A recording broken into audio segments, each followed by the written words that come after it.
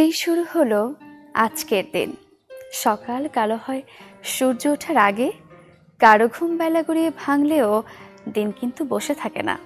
সকালেই তাই আপনাদের সাথে নিয়ে শুরু করতে চাই একটি চমৎকার দিন।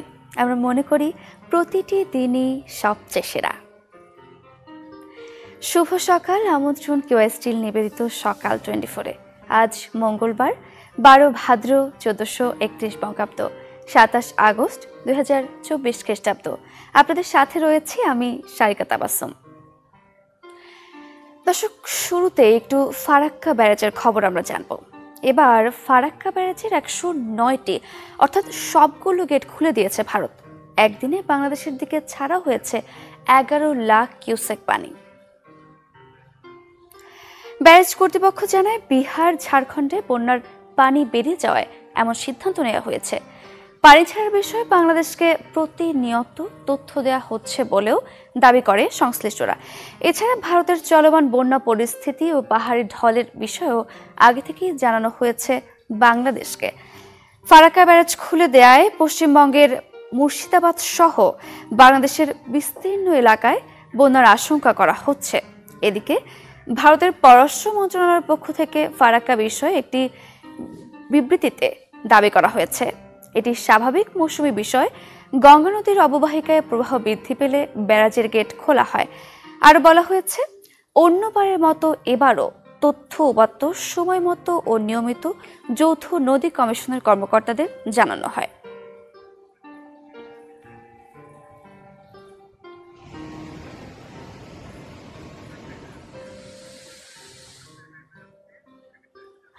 দর্শক, আবার একটু আমরা সরেজমিনে জেনে আসবো ফারাক্কা ব্যারাজের সবগুলো গেট খুলে দেওয়া হয়েছে, এর প্রভাব বাংলাদেশে পড়েছে কিনা। আমরা চলে যাব রাজশাহীতে। রাজশাহী থেকে যুক্ত হচ্ছে সহকর্মী আবরার সাইদ। আবরার সাইদ, আমরা যেমনটি জানতে চাচ্ছিলাম, এই যে ফারাক্কা ব্যারাজের 109টি গেট খুলে দেওয়া হয়েছে এবং 11 লাখ কিউসেক পানি ঢুকেছে, মানে ঢোকার একটা সম্ভাবনা রয়েছে, তো কি প্রভাব পড়েছে ওখানে?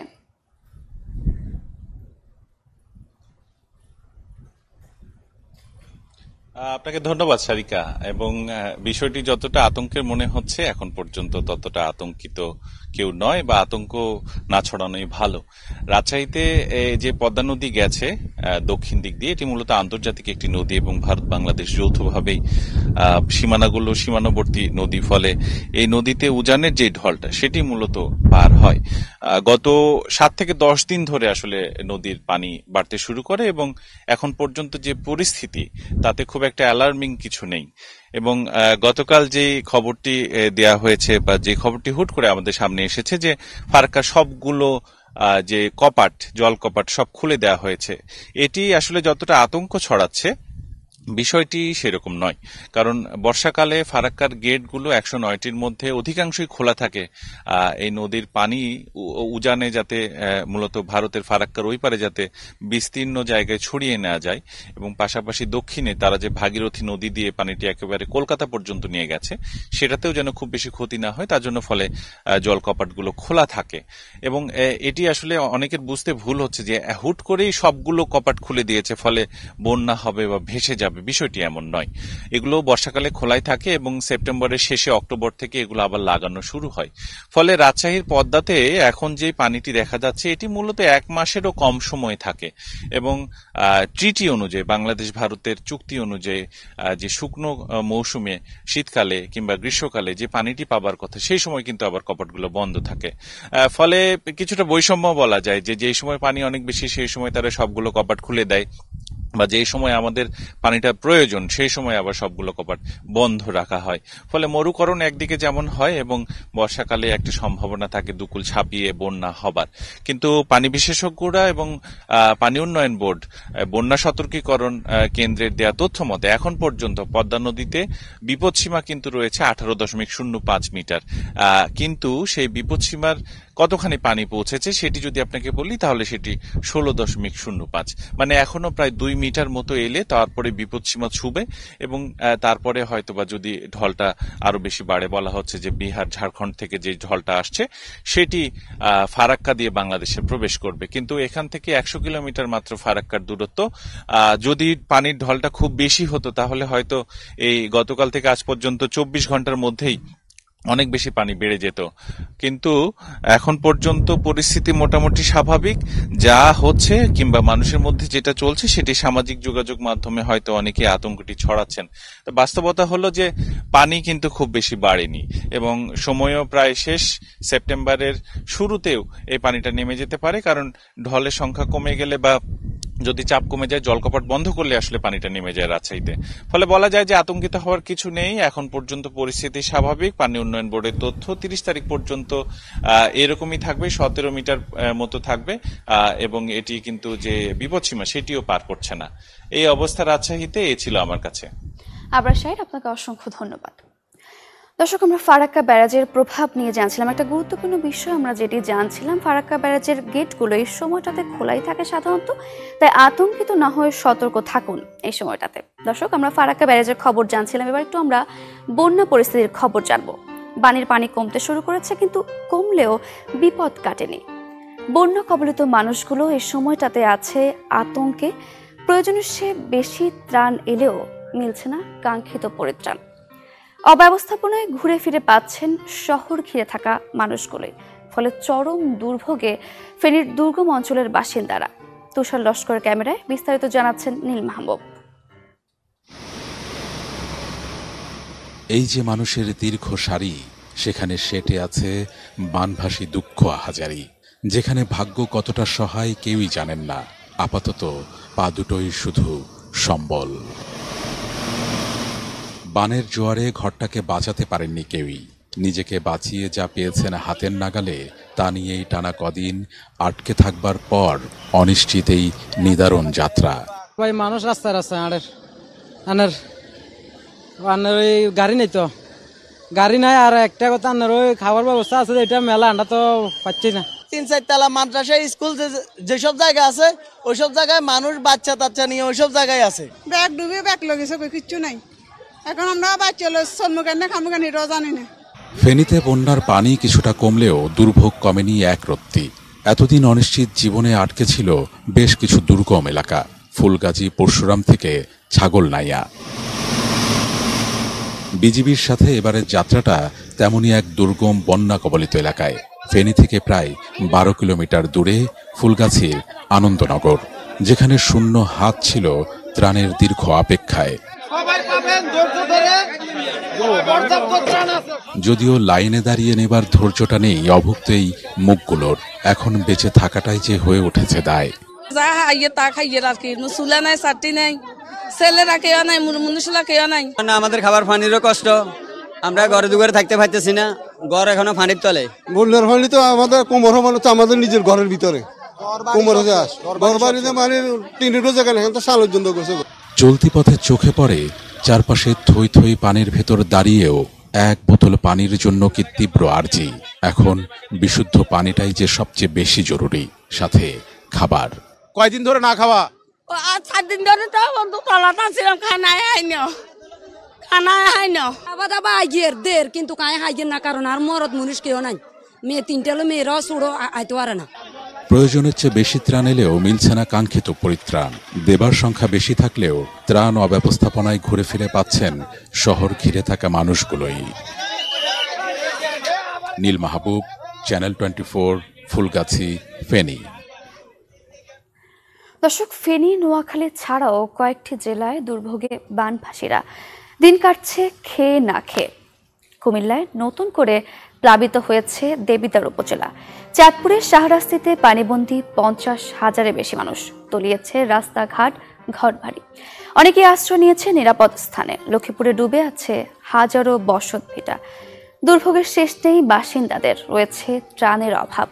রাঙামাটিতে কাপ্তাই জলবিদ্যুৎ কেন্দ্রের পানি ছাড়া অব্যাহত থাকলেও বাড়ছে হ্রদের পানি।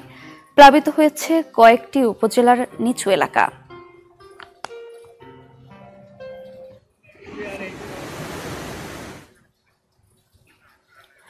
দর্শক, আমরা একটু রাঙামাটির খোঁজ খবর নিয়ে আসবো এই মুহূর্তে। রাঙামাটি থেকে আমাদের সাথে যুক্ত হচ্ছেন সহকর্মী জিয়াউল হক।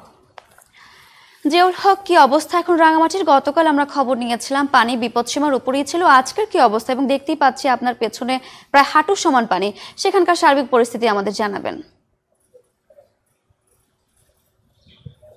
গতকালকের চেয়েও আজকের যে খবর সেটি হচ্ছে আজকেও প্রায় 1 থেকে 1.5 ফিট পানি যে এসব এলাকাতে আমি যে আছি সেসব এলাকায় পানি বৃদ্ধি পেয়েছে। একটু তথ্য জানিয়ে রাখতে চাই যে রাঙামাটির যে একটি জলবিদ্যুৎ কেন্দ্র রয়েছে কাপ্তাইতে, সেই জলবিদ্যুৎ কেন্দ্রের পানির ধারণ ক্ষমতা হচ্ছে 109 MSL।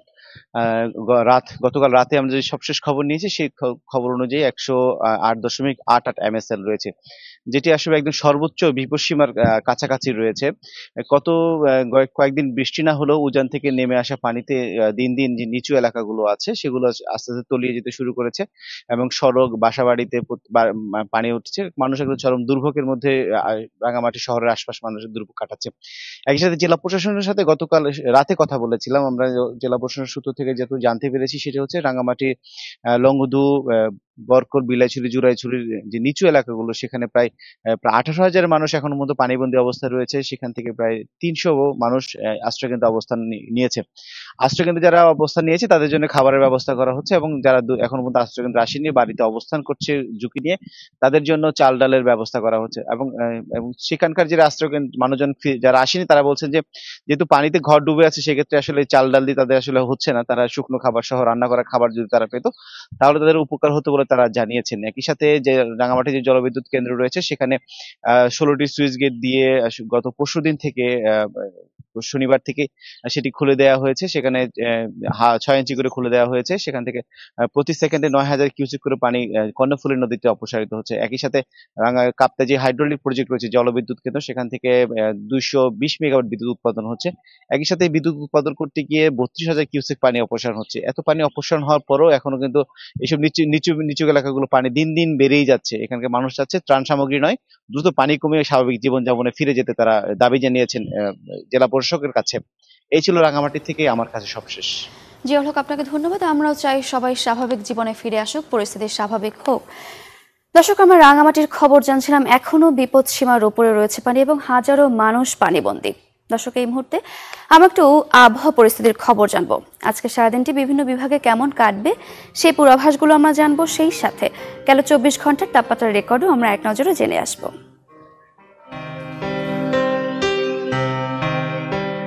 ঢাকায় সর্বোচ্চ তাপমাত্রা 30 ডিগ্রি সেলসিয়াস এবং সর্বনিম্ন 25.3 ডিগ্রি সেলসিয়াস।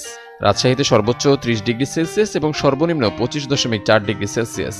রংপুরে সর্বোচ্চ 35 ডিগ্রি সেলসিয়াস এবং সর্বনিম্ন 26.7 ডিগ্রি সেলসিয়াস। ময়মনসিংহে সর্বোচ্চ 31.7 এবং সর্বনিম্ন 26.6 ডিগ্রি সেলসিয়াস। সিলেটে সর্বোচ্চ 33.5 এবং সর্বনিম্ন 26.5 ডিগ্রি সেলসিয়াস। চট্টগ্রামে সর্বোচ্চ 30.5 এবং সর্বনিম্ন 24.5 ডিগ্রি সেলসিয়াস। খুলনায় সর্বোচ্চ 29 এবং সর্বনিম্ন 25.3 ডিগ্রি সেলসিয়াস। বরিশালে সর্বোচ্চ 27.8 এবং সর্বনিম্ন 24.5 ডিগ্রি সেলসিয়াস। দেশের সর্বনিম্ন তাপমাত্রা বান্দরবানে 23.4 ডিগ্রি সেলসিয়াস এবং সর্বোচ্চ তাপমাত্রা তেঁতুলিয়ায় 35 ডিগ্রি সেলসিয়াস।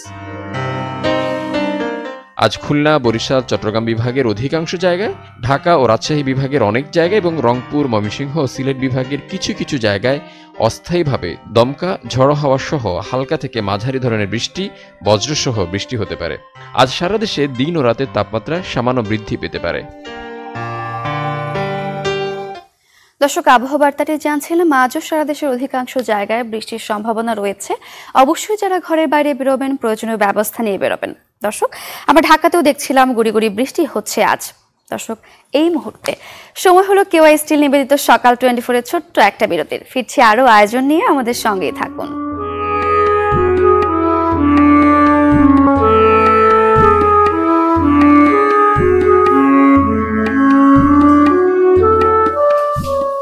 ফিরে এলাম বিরতির পর। আবারও আমন্ত্রণ কেওয়াই স্টিল নিবেদিত সকাল 24-এ। দর্শক, সকাল সকাল এবার একটু পত্রিকার শিরোনামগুলো না দেখলেই নয়।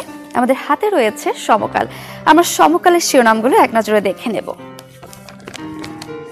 আগুন, লুটপাট, নিখোঁজ 175 জনের পরিণতি কি? রূপগঞ্জে গাজী টায়ার ফ্যাক্টরিতে আগুন, অন্তত 8,000 কোটি টাকার ক্ষয়ক্ষতি, বেকার হবে কয়েক হাজার শ্রমিক। নারায়ণগঞ্জের রূপগঞ্জের রূপসী এলাকা, ঢাকা সিলেট মহাসড়কের তারাব থেকে রূপসী পর্যন্ত প্রায় 1.5 কিলোমিটার রাস্তার দুপাশে সোমবার দিনভর ছিল মানুষের আহাজারি। পাশাপাশি আরেকটি শিরোনাম আমি দেখতে পাচ্ছি, বন্যা নিয়ে এখনো স্বজনের খোঁজে মানুষ। বন্যায় 23 প্রাণহানি, 11 জেলায় ক্ষতিগ্রস্ত 57 লাখ। প্রচুর ত্রাণ এলেও সুপেয় পানি যেন সোনার হরিণ। মহাসড়কের যানজটে আটকা পড়ছে ত্রাণের গাড়ি। ফেনীর দিকে ত্রাণের গাড়ি, নোয়াখালী লক্ষ্মীপুরে হাহাকার। এস আলমের সব ধরনের অর্থ উত্তোলনে নিষেধাজ্ঞা। ক্রেডিট কার্ডের লেনদেনও বন্ধ করল কেন্দ্রীয় ব্যাংক। 7 ভাইয়ের ব্যাংক অ্যাকাউন্ট তলব, শতভাগ নগদ জমা ছাড়া এলসি খুলতে পারবে না। আনসারের বিরুদ্ধে 4 মামলা, কারাগারে 377। আন্দোলনের নেতৃত্বে স্বেচ্ছাসেবক লীগ নেতা, হামলায় 6 সেনা সদস্য আহত। আইএসপিআর অজ্ঞাত আসামি আরও 11,000। শিক্ষার্থীদের উপর হামলা, ধাওয়া পাল্টা ধাওয়া, পুলিশের কাজে বাধা এবং ভাঙচুরের ঘটনায় আনসার সদস্যদের বিরুদ্ধে 4টি মামলা করা হয়েছে। দর্শক, এই ছিল মোটামুটি সমকালের প্রধান প্রধান শিরোনামগুলো। এবার একটি চমৎকার আয়োজন। দর্শক, লাল শাপলার গল্প শোনাবো আপনাদের। দূর থেকে দেখে মনে হবে লাল গালিচা বিছিয়ে রেখেছে কেউ। পরতে পরতে সবুজ পাতা আর টলমলে জলের ঝলকানি। প্রকৃতি যেন আপন হাতে সাজিয়েছে সব। কুড়িগ্রামে এভাবেই মুগ্ধতা ছড়াচ্ছে মাদার টিলা বিল। পর্যটন স্থান হিসেবে বিলটিকে গড়ে তোলার দাবি স্থানীয়দের। আমরা আরো বিস্তারিত জানবো, দেখব একটি প্রতিবেদনের মাধ্যমে।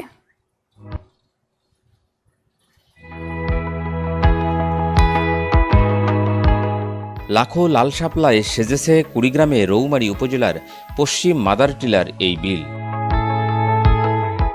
একসময় নাম ছিল পাটাধোয়ার বিল বা দেওকুড়ার বিল, কিন্তু এখন লাল শাপলার বিল নামেই চেনেন সবাই। রাতের আঁধারে ফোটা লাল শাপলা দেখতে ভোর থেকে আসতে থাকেন দর্শনার্থীরা। পরিবার পরিজন আর প্রিয় মানুষকে নিয়ে উপভোগ করেন সৌন্দর্য। যাবার সময় তুলে নিয়ে যান একগোছা লাল শাপলা। মাশাআল্লাহ, অনেক সুন্দর। এখানে আমরা সকালে এসেছি, অনেক উপভোগ করলাম, অনেক আনন্দ করলাম, অনেক সুন্দর ওয়েদার, সুন্দর, সাথে ফুল, একদম অন্যরকম একটা ফিলিংস। শিক্ষার্থীদের নিয়ে বিল দেখতে আসেন শিক্ষকরাও। বাতাসে দোল খাওয়া শাপলার মাধুরীতে মুগ্ধ হন সবাই। কাউনিয়ারচর সরকারি প্রাথমিক বিদ্যালয়ের বিভিন্ন শ্রেণীর শিক্ষার্থীদের নিয়ে আমরা এখানে উপস্থিত হয়েছি। আমরা সবাই মিলে এসেছি, আমাদের অনেক মজা হলো। আমরা এর পরবর্তী আবার আসব। বিল ঘিরে তৈরি হয়েছে কর্মসংস্থানের সুযোগ। দর্শনার্থীদের পরিবহন সেবা দিয়ে আয় করছেন নৌকার মাঝিরা। বিল ঘিরে বসে ছোট ছোট দোকান। সবাই আসিয়া দেখি মনে করেন যে আনন্দ। সবাই বাচ্চা কাচ্চা নিয়ে আসে, ফ্যামিলি সহ আসে, মাইক্রো নিয়ে আসে। আয় রোজগারে প্রায় 1000 টাকা হয় প্রতিটা নৌকায়, তাই নিয়ে আমরা এই দিয়ে সংসার চলতেছে। বছরের 3 থেকে 4 মাস যেমন মানুষদের মুগ্ধ করে এই লাল শাপলার বিল বা পাটাধোয়ার বিল, তেমনি এখানকার কৃষকদের ক্ষতিও করে অনেকটা। স্থানীয়রা যেটা বলছেন, এইসব কৃষকদের প্রণোদনার আওতায় নিয়ে এসে এটি স্থায়ী দর্শনীয় স্থান করা গেলে এলাকার অর্থনীতির উন্নয়ন ঘটবে। গোলাম মওলা সিরাজ, পাটাধোয়ার বিল, রৌমারী, কুড়িগ্রাম।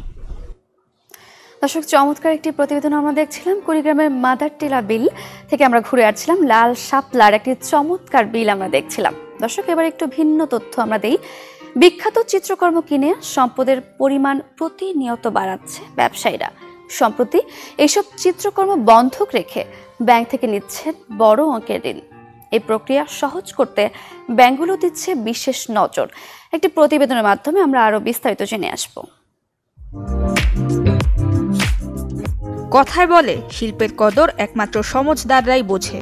বর্তমান যুগে শিল্পের কদর না হোক, শিল্পকর্মের আর্থিক মূল্যের কদর ঠিকই করে ধনী সম্প্রদায়। আর্থিক মূল্যের কারণে অনেক ধনী লাভজনক বিনিয়োগ হিসাবে বিখ্যাত সব চিত্রকর্ম সংগ্রহ করে থাকেন, যেগুলো পরবর্তীতে আরও অনেক বেশি দামে নিলামে বিক্রি করা যায়। বিনিয়োগ হিসাবে চিত্রকর্ম বেশ লাভজনক এবং নিরাপদ। সাম্প্রতিক কিছু বছরে নিলামে বিক্রিতে খানিকটা ভাটা পড়লে নতুন পথে হাঁটছে সংগ্রহকারী ধনীরা। সংগ্রহে থাকা বিখ্যাত সব চিত্রকর্ম বন্ধক রেখে বিভিন্ন ব্যাংকিং প্রতিষ্ঠান থেকে ঋণ নিচ্ছেন তারা। এই ধারা এতই জনপ্রিয়তা পেয়েছে যে 2025 সাল নাগাদ চিত্রকর্ম বন্ধকি ঋণের বাজার দাঁড়াবে 40 বিলিয়নের ঘরে। নিউ ইয়র্কের মার্কুই পোস্টোয়ার অ্যান্ড কন্টেম্পোরারি ছবি নিলামে 2024 সালে মোট সংগ্রহ হয় 937 বিলিয়নের কিছুটা বেশি, যা 2023 সালের সংগ্রহের তুলনায় 22% কম। অন্যদিকে ডেলয়েট আর্ট অ্যান্ড ফিনান্স প্রতিবেদনের তথ্য মতে চিত্রকর্ম মর্টগেজের বিপরীতে ঋণের বাজার 5 বছর আগেও ছিল 20 থেকে 24 বিলিয়নের, 2023-এ যা 34 বিলিয়ন ছাড়িয়ে যায়।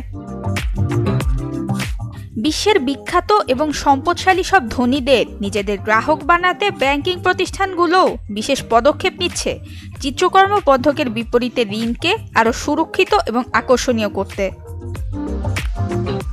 নুসরাত মৌমি, চ্যানেল 24। দর্শক, তবে এই ছিল কেওএসটি নিবেদিত সকাল 24 আয়োজনে।